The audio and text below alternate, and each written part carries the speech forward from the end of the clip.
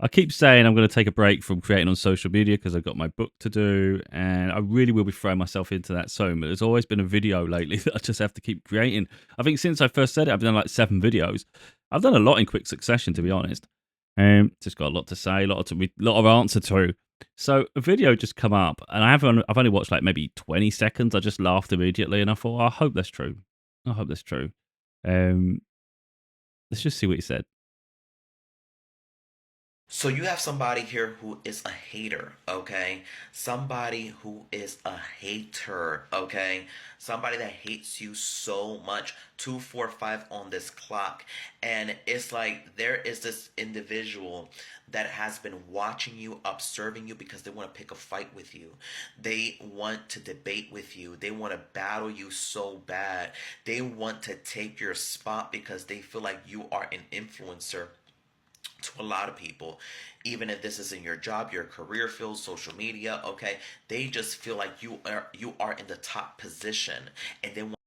Thing is, I like a challenge, and if anyone sees my content, I'm good at talking. I'm very quick witted. I think on the spot. So, in all honesty, in terms of a debate with me, you'd have to be incredibly intelligent to come at me. In all honesty, and I love to be challenged. I love a challenge.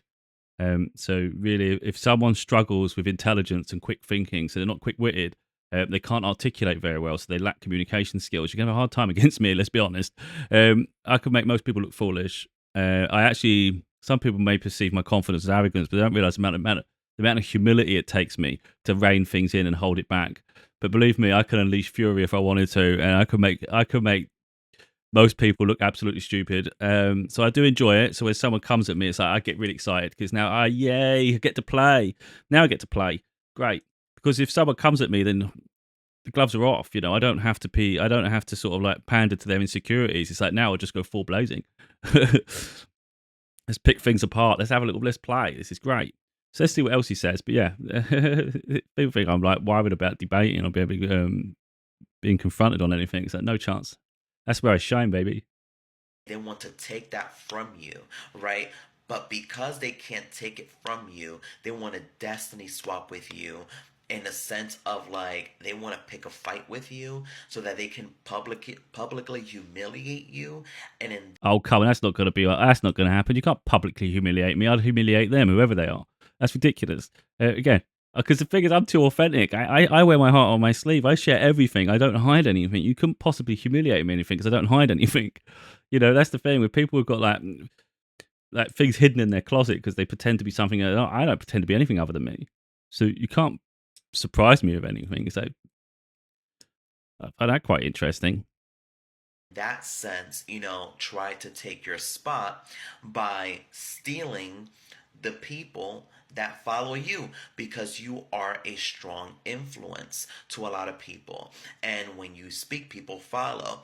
You So if you're a strong influence, it's like how the hell do they think you're weak then? Because to come at you, they'd have to perceive weakness, wouldn't they? Where's the weakness? Where is the weak? Hmm.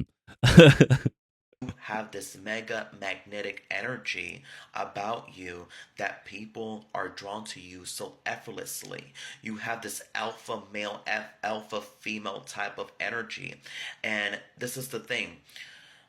This person trying to pick a fight with you, 123 on my timestamp, is going to make themselves seem foolish because a simple fact that is going to bring more attention to you. In their mind, it's the opposite. In their mind is like, okay, I'm gonna take people out of um, his or her attention and bring it to my attention, right? Because I'm more anointed than this person and I'm more better than this person.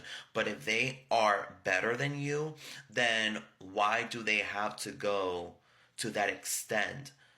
Also, why are they watching me when I'm not watching them? That would be an argument in itself, wouldn't it? If they're hooked on me, that's kind of weird. They're better when they're the ones obsessed, and I'm not obsessed. I stay in my own lane. I just do my own thing. Whoever this is, if people get attachment issues, they can be really weird. I've had people in my life who try to bring me down by sending other people to try to do some like detective work and shit. I know that happens, but I have no doubt that the people that then come to check realize, what, I am genuine. I'm authentic. I'm honest. It's one thing I stand by is be integrity and things, and it's like, and then you assess the character of those that maybe sent you in the first place, and you realize, wait a minute, it's the other people that had the problem. Um, and you make them look stupid. A bit what you're saying there, you know, you end up shining more of a light on me. It's like, nice. So yeah, the other side of that, of course, is when people do that, they shine a light on themselves as the dipshit. So you want to be very careful with that. You know, it's like because you don't, you could be your worst defeat. To basically try to tank you, to steal your followers, steal your clients, you know, steal your spotlight, your limelight. Okay, that's what I'm getting here as well. And Reality is, if a spotlight just follows me everywhere I go, anyway. You know, in terms of like destiny, if you've got a destiny, you got a destiny. It's going to follow me throughout my whole life, isn't it? Because that's my destiny. You can't change it. You can't change my character, my essence of core, my who I am. So if I'm not sitting here today, I'll be sitting somewhere else. Either way, I'm going to be somewhere creating, aren't I? It's like you're not going to, you can't take that, dim that, no matter how much it bothers you. Um, like I said, people project their insecurities all the time, but I am who I am. Even if I didn't have, like, I've got my next book coming out of 7 books. Even if I didn't have any of them, guess what? I'll be starting on the next one. There'd be another 7 anyway. You can't. It doesn't matter what gets removed. I just constantly work anyway, and I'm always building. So it's that. It just doesn't make sense. There's nothing anyone could possibly do. Um, yeah, I can always create from nothing. I have that capacity, so I don't really care. and this person is going to learn, if you cannot beat them, then you need to join them. Because at the end of the day, what is going to make people do is, because I'm also getting the fact that there's also people as well gearing this person up, right, and gassing this person up to go against you. But at the same time, you have God gearing up to for his earth angels to come and defend you.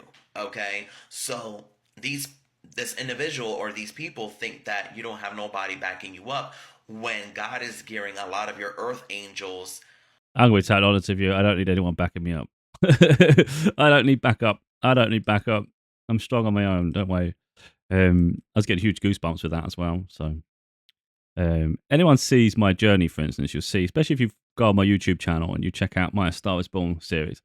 I share a lot there, but there's also a few like tarot readings, and I've shared what's foretold for this year, and we see how that plays out.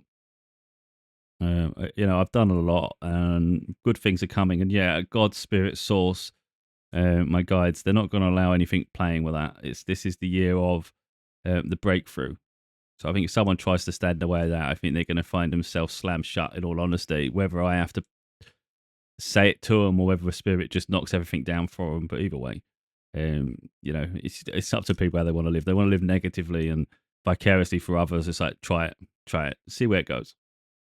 Okay, and they're ready and prepared to defend you. All right, you don't even have to say a word, because this person is going to look foolish, because they're going to make allegations. Okay, but as well, where are the evidence? You don't have none.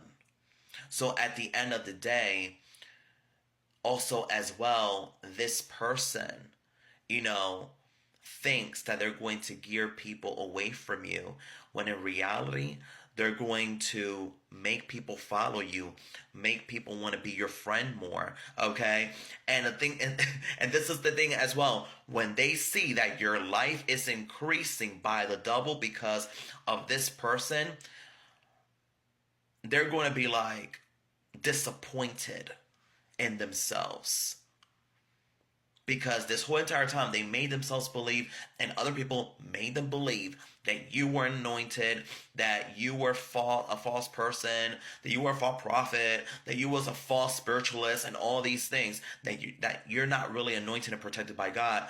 But this is the thing. When they see people gearing up to defend you and going against this person, You got no idea the sensations I'm getting right now. The goosebumps just running through my body. It's crazy. because more people are going to be defending you than going against you. Okay? Point blank, period. You have a whole army ready to go against this person and whoop this person's ass. Okay? That's what I'm getting here as well. So, when this person sees that your life is increasing, your followers are increasing, all these things, your salary is increasing, you're getting management position, okay? You're being blessed in the presence of them, in their presence. You basically are getting blessed. then that is where they're going to come towards you, to wanting to befriend you, because you're the one with the opportunity, and they're going to be like, okay, if I can't beat them, then I need to join them then. And that is where you need to choose, right, if you want this person in your corner or not. I've already spoke a lot of time about boundaries. I don't have dipshits in my life. Anyone that's crossed me, they have no place in my life going forward. So I don't care if they learn their lessons or not. They learn their lessons, they grow, they build their own legacy. You definitely ain't jumping on my bandwagon. I only want a very small core group. I owe no one anything. So it's up to people to elevate their own lives, not off the back of someone else. And like I say, if someone's betrayed me, then they've done enough in my life already for me to make a decision on that. So there's no coming backsies. You know, and in my case, if I were you, I will make this person watch on the sidelines, watch me win, because you will never take my spot. I have the difference here. This is where I talk about the humility. I have a lot more humility, I think, than people realize. And I see some people say, if you say that, then you ain't or you're humble. It's like you really haven't got a clue if you think that. Um, I have no interest in people watching me win. I have no interest in lording anything over anyone. I have no interest in saying I'm better than you. I'm just in my own lane doing my own things. You know, if someone watches you be successful, and they get jealous off of it. It's like, but I didn't encourage anybody to watch me be successful. That's the thing. It's like I don't go and tag them or try to encourage them. You know, if someone's obsessed, then they're obsessed. That's for them to heal. You know, I don't ask anyone to watch it. So if it bothers them, that's for them to work out, isn't it? It's like it's ridiculous. Um, so yeah, to be honest, a lot of what he's saying, I think it could stem from recent family issue where I've blocked most of them. I've got issue. I don't respect any of them. So I've drawn a line in the sand. I don't owe them anything. They're no longer in my life, and that's permanent. There's no deviating from that. I am ruthless like that. You know, when you show disrespect, then for me that disrespect, like, I won't forget it. I don't forget anything. I know every sequence of events. I know how you said something. I know what was said. Um, yeah, there's no coming back from it. You can't deviate away from that. Um, and also, there's things from the past where there's false accusations that were in court. They couldn't even back it up in the end. It was ridiculous. I challenged it. I had a whole massive rebuttal for that. Believe me, I come in with evidence, even though it weren't my job to provide any evidence. And they had nothing, and I had pages and pages. Believe me. So I come prepared. I come with facts, and I remember everything. So yeah, you best be on your A game when you come at me. In all honesty, because I'm mentally aware. You know, there's no point just spewing out nonsense because I'll make you look stupid as shit pretty quick. Because you'd have to back it up. You'd have to remember a sequence of events, and it better line up consistently. If you lie at all, I will run circles around it and make you look like an absolute prat of a human being. And when you come at me, it stays for life because most of the time I journal it in my books because I use it as a teaching tool. So I'll meant because my books are all about like the things I've been through and how I've learned and overcome situations. So if you become a roadblock, guess what? I may talk about that, and you may one day heal and think, "Oh, I wish you didn't say that." It's like, ain't for me to rewrite history. Don't be part of a negative part of history. You know, and I think obsessing over someone else's life and journey and path is so pointless because if you look at it, for instance, I don't obsess about anyone's path. You know, that's the part I just don't understand. How the hell can you lean so heavily on someone else's journey and get so vengeful and spiteful and jealous when no one's doing that to you? Like, I'm not doing that in any way. So I think some people get that. Because they're obsessed with you, they think maybe you're looking for them. I don't look for anyone. I literally do not look for anybody at all. I don't go on Google, type someone's name. I don't do anything. The only way I would do that is if I'm watching a film and I'm curious about an actor or a movie. You know, that's the extent of my searches. I do not search a single person that I know online, and I don't even think I follow them to be honest. The only ones I follow on social media, for instance, TikTok, is likely to be a couple of people I have respect for and my daughter. That's it. I don't follow many people because I'm not interested in follow for follow. You're either interested in the content or you're not. And I'm too busy in my own bubble. I'm really just trying to inspire people by sharing my journey, how I uplift myself, how I overcome situations, and my life path. Really, hopefully, it inspires people. But I'm at a stage in my journey where I don't want to seem arrogant, but I'm not really looking to learn too much off others at the moment. I've already learning enough from my own journey. We all go through phases like that. There was a period in my life where I was learning. When I first started my spiritual breakthrough, to be honest, I was saw a lot of Matt Kahn. I saw a lot of Matt Kahn, and it resonated with me wonderfully. And that was a great part of my spiritual activation. Then, as I started becoming a bit more philosophical, I started seeing Jordan Peterson, and I was like, oh, this makes sense to me as well. And that was a great insight at the time. But now I've outgrown the content. I haven't seen Matt Kahn since that year, since 2020. I ain't seen Jordan Peterson for at least 2 or 3 years, or at least listened to him. And I think that's the thing. People may listen to me in periods, and then they'll go off on their own journey. Maybe they don't listen to me ever again. And that's fine, isn't it? So I think we go through periods where we're inspired by people and we do learn. But there's times when we're in our own little bubble. And I'm in my own little bubble right now. And I'm just sharing the experience. And I'm sharing how I learn and overcome. I'm not really, in all honesty, I'm not coming across content that's inspiring me anymore. And that's just being frankly honest. It's not. That's why I say a lot of time I'm bored of social media. Some content I find amusing, some fun. But I'm not coming across anything that's teaching me anything. It's not elevating anything within my journey. I already know things. And I think that's the evolution of it all. Yeah, this could be referencing something that happened in the past. I mean, I got all excited as well because I do like a little bit of a debate, a little bit of a challenge. Your challenges are good. I like a challenge. Yeah. Yeah, that's me. That's me signing off. I do keep saying I'm going to leave. I have to because I've got to get on this book. But I've only just got home yesterday. So it's getting back into a routine at home, really. So that if I don't work on a book today, it'll be tomorrow or the next day. But it's going to be soon because I do need to be editing a full chapter every day. There has to be some consistency to this and start flowing with it. So I just want to make that clear. If the videos slow down, it's not because of any other reason other than I'm just busy now. My focused attention. I can't literally sit here record a video, for instance, while I'm editing at the same time. That's outrageous. And I do want to start finding more balance to my days because in the past, or for so long, I've worked myself to death. Like pretty much, I feel like a workaholic at times. So when I work on my books, for instance, a lot of the time I burn myself out with it. I'll start in the morning and I'll forget dinner. And it'll be like, it's 9 o'clock at night now and I haven't even eaten. And this is what it usually gets like. And I don't want to get like that. So I do want to find some structure to my days where it's not all work. I want to find time and periods for entertainment, no matter how busy I get. And I think that's really important going forward in career. I think it's really important. I'm going to have to balance time and not be, because I just like to fast forward everything. So if I'm working on a project, I want to get it done. But I need to recognize there's more to life than just getting done. So I do want to sort of have a certain period of the day where I'm enjoying my movies, I can chill out and just things like that. It's like, and be free with that because I put a lot of pressure on myself. So a lot of time I'd feel lazy if I did that, even though I maybe worked for like 12 hours. I've already done 10 hours worth of work, whatever it is, I just feel like it got to get it done, got to get it done. But I need to relax a little bit more of myself and not be so high pressured. I recognize the relaxing period is important because it allows you that rest ready to go again and again and again without burnout. So, and I say, if I'm working hard on a book, I see this as work, even though it's easy for me to do it, but it distracts me. It takes, like, we've done 20 minutes now. It's time away from me chilling out, relaxing, even though it's not hard work for me, but again, it's still another aspect of work. So there is a lot of this book to do. I've got a lot. I've got an immense amount. I don't think people will even understand how much I've got to do here. I've got to edit 300 and something thousand words, whittle that down to 80,000 words for the book because I don't want it. You can't make it huge. So effectively, I need to remove things, and I've got to fine tune it and fine tune it and fine tune it. There's a whole process here.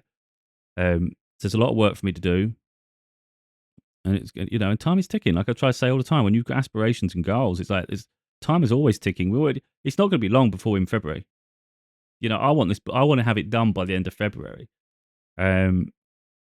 It's like I say, the pressure's on because the days do start falling into each other and the weeks fall into each other. If it has to release in March, I'm not going to sort of cry over it. If it releases in March, it releases in March.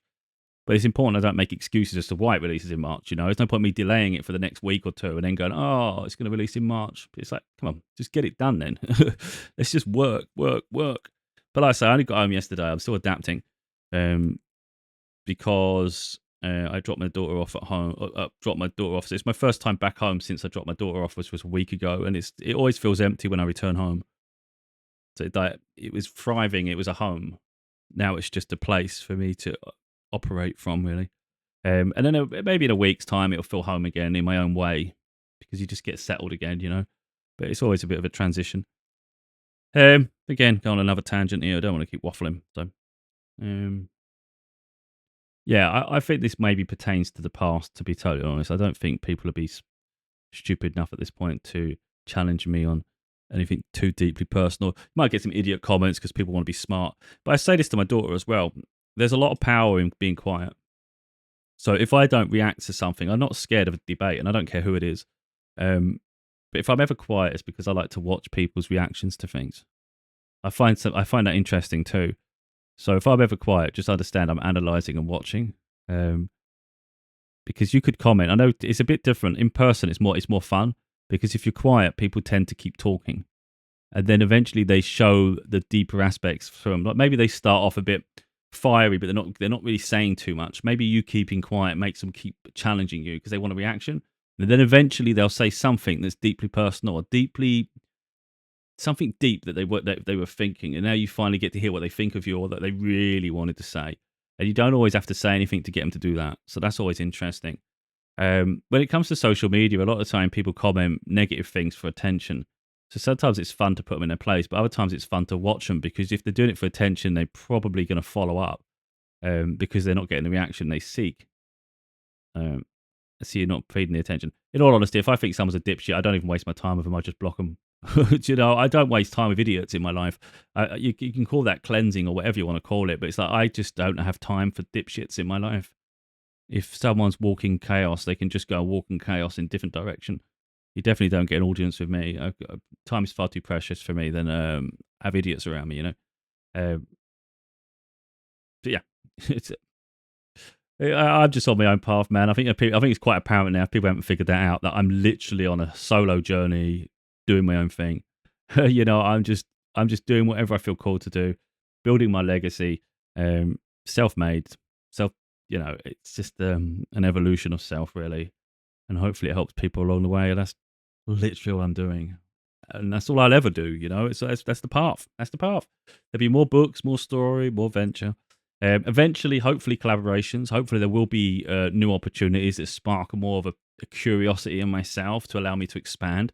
And maybe I'll meet intelligent people um, who I will learn from. You know, so I'm not arrogant in that sense of saying that I can never learn off anyone.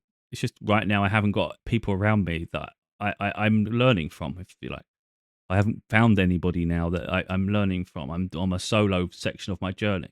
But it's going to be interesting in the future if I come across other intelligent beings, you know, people with different experiences. That'd be fun.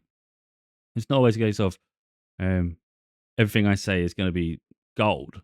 You know, there'll be people that challenge it, and maybe it'll challenge my way of thinking, and you know, it'll be interesting. That's where debate comes, isn't it? But a positive debate. But yeah, it, people can be weird though. The way they get that obsessive attachment to the point where they wish for your demise. It's like I've never understood that. Why would you waste your time wishing for someone's downfall when you can spend your time uplifting yourself and try to be successful, irrespective of what someone else is doing? Because that's what I do. I don't worry about other people failing or succeeding. It's irrelevant to me. So even if I really, really dislike someone and they were successful, again, it's still irrelevant to me. I don't get jealous. I don't think, oh, that's not fair. I should be. I don't care. It's irrelevant. It's their journey is so it's not attached to my success or failure.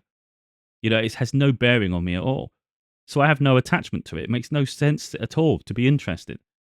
So I just don't understand how people can have that attachment to me. You know, it's like how could you possibly be care whether I'm successful or not successful? It makes no difference, absolutely zero difference to your life choices and your journey. It's like that is so. It's just so stupid. It doesn't even make sense. It's like why don't people just think about that and think what difference does it make to your life apart from your ego? Humble that ego, silence it a little bit. Maybe you start finding your happiness and fulfillment. Maybe.